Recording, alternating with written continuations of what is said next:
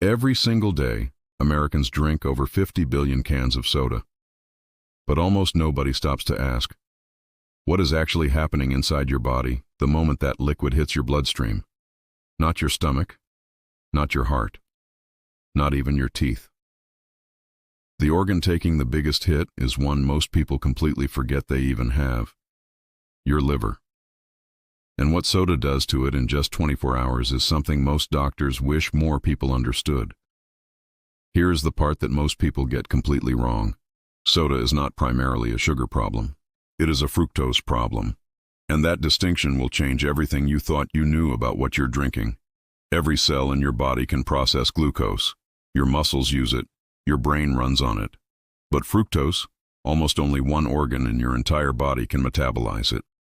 Your liver handles up to 90% of every gram of fructose you consume. One standard can of soda contains between 22 and 25 grams of high fructose corn syrup, all of it heading straight to your liver within minutes. To understand what soda really does to your liver, you first need to understand what your liver actually does. Your liver performs over 500 biological functions. It filters your blood, produces bile, stores vitamins, and regulates nearly every metabolic process in your body. It is essentially the chemical processing plant of your entire body, working 24 hours a day, 7 days a week, without ever stopping. Now here is where soda becomes a real problem. When fructose floods into the liver all at once, the liver cannot process it fast enough as fuel. So instead of burning it as energy, your liver converts the excess fructose into something else entirely: fat. This process is called de novo lipogenesis. It literally means the creation of new fat from non-fat sources, and every can of soda triggers it.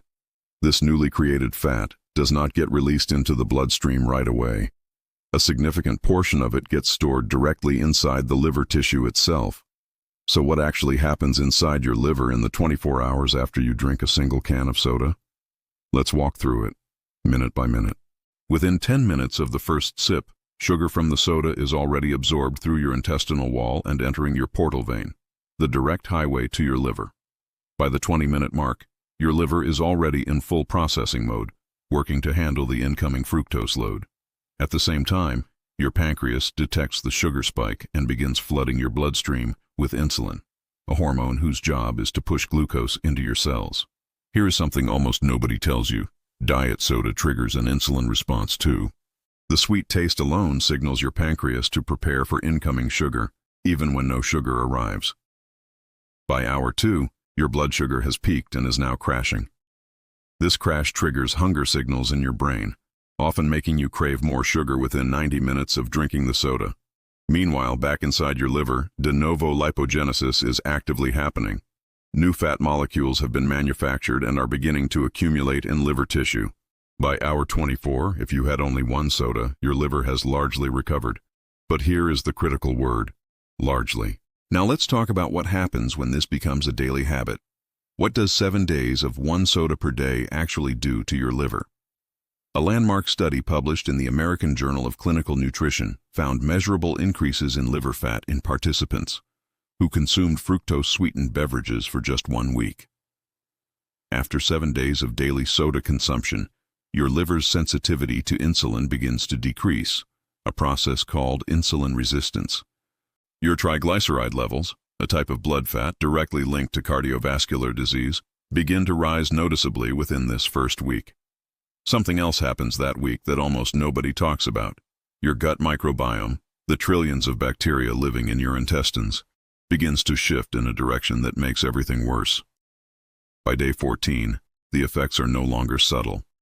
The changes are becoming structural, meaning your liver's actual physical composition is beginning to shift. Researchers have identified that within 2 weeks of regular high fructose intake, the early markers of non-alcoholic fatty liver disease begin to appear in otherwise healthy individuals. Non-alcoholic fatty liver disease is now the most common liver condition in the United States, affecting an estimated 100 million Americans. And dietary fructose is considered one of its primary drivers. At the 2-week mark, your uric acid levels are also rising, a compound produced when fructose is metabolized that directly stresses kidney function and raises blood pressure. Here is the part that should genuinely concern you. NAFLD has no symptoms in its early stages. Most people have no idea it is developing inside them. Now we reach the 30-day mark. And this is where the research becomes genuinely alarming. A controlled study from the University of California, Davis gave participants either fructose-sweetened or glucose-sweetened beverages for 10 weeks. The fructose group showed alarming changes in liver fat, insulin sensitivity, and visceral fat. After 30 days of regular soda consumption, most people experience measurable increases in fasting blood glucose, an early warning sign for type 2 diabetes. Visceral fat, the dangerous fat stored around your internal organs, not under your skin, has measurably increased in the abdominal cavity, crowding organs including the liver itself. Your liver enzyme levels, AST and ALT, which doctors use to measure liver stress and damage, are likely elevated. If you have been drinking soda regularly for a month or more, perhaps most troubling of all, 30 days of regular soda has been shown to increase markers of liver inflammation, setting the stage for a progression from simple fatty liver to something far more serious.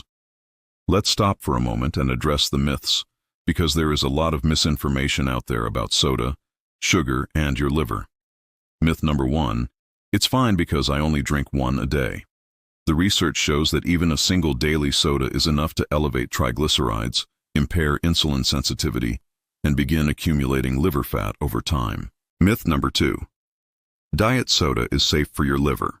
While diet soda eliminates the fructose problem, artificial sweeteners like aspartame and sucralose have been linked to gut microbiome disruption, which indirectly affects liver health.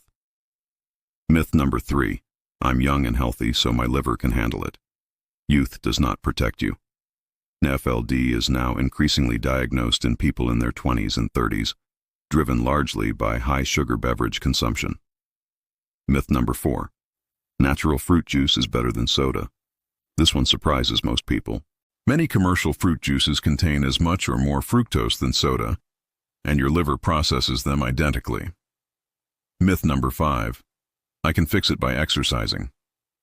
Exercise helps significantly, but it cannot fully counteract regular fructose overconsumption. You cannot out-train a liver that is constantly processing soda. Here is the genuinely good news. Your liver is one of the most regenerative organs in the human body, and the moment you stop drinking soda, it begins to recover. Within 72 hours of stopping soda, insulin sensitivity begins to improve. Your pancreas gets a break. Your blood sugar stabilizes. Within 2 weeks of cutting out soda, multiple studies have shown measurable reductions in liver fat, triglycerides, and fasting blood glucose. Within 30 days, soda-free, most people report improved energy levels, better sleep, reduced bloating, and a noticeable decrease in sugar cravings, all directly tied to improved liver function. So here is the final, honest, evidence-based verdict on what soda does to your liver. Soda is not a treat that your body processes and forgets. Every single can triggers a measurable liver response, increased fat production, insulin disruption, and elevated inflammatory markers. That does not mean one soda will destroy your health. Your liver is remarkably resilient. But frequency matters, habit matters, and the cumulative damage compounds over time. The most powerful thing you can do for your liver right now, today, is not a supplement. It is not a detox tea. It is simply reducing your daily fructose load by replacing soda with water. Your liver works for you every second of every day, silently, without complaint.